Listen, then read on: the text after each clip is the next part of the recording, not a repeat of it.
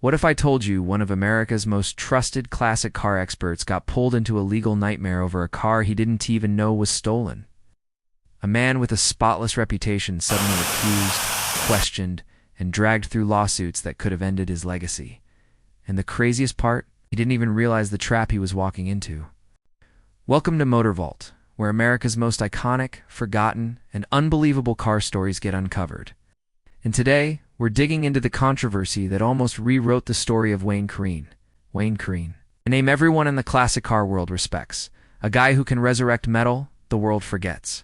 But even the best can get blindsided.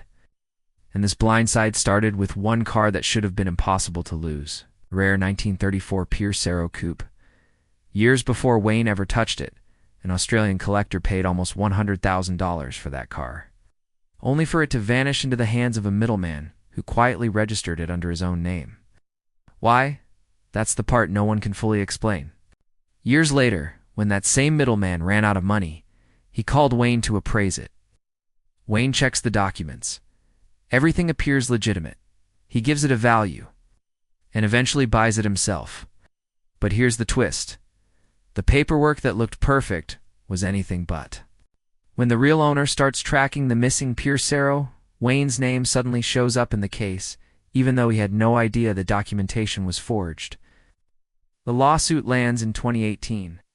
Wayne, his business F40 Motorsports, and others are pulled into a legal mess filled with years of shady deals, forged documents, and a car that passed through hands like a ghost. And this is where the case takes a turn nobody expected. Court records eventually confirm Wayne committed no wrongdoing. He bought the car in good faith, but in the classic car world, good faith isn't always protection. The judge still required him to help refund payments to settle the case, showing that even innocence can be expensive when paperwork collapses. And this wasn't the only controversy following him.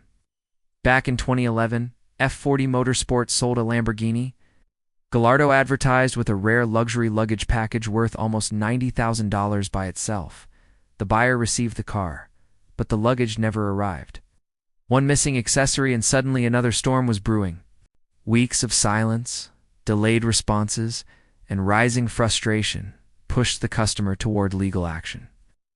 Wayne stepped in and eventually shipped everything through FedEx.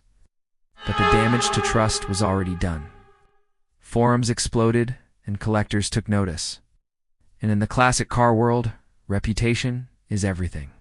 So how does someone with decades of experience, millions of fans, and a flawless reputation end up fighting multiple controversies he never intentionally caused?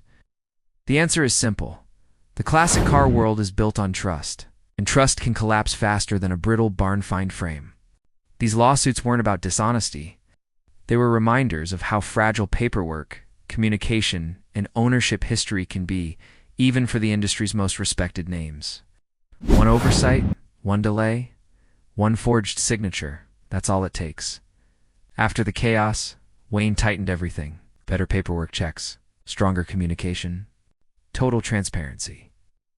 Because in a world built on nostalgia and million-dollar metal, one mistake, even a small one, can follow you forever. And if you think this story is wild, wait until you hear about the bus scandal that almost destroyed Greyhound. Go watch my previous video. Why did this legendary bus nearly destroy Greyhound? That story is even crazier.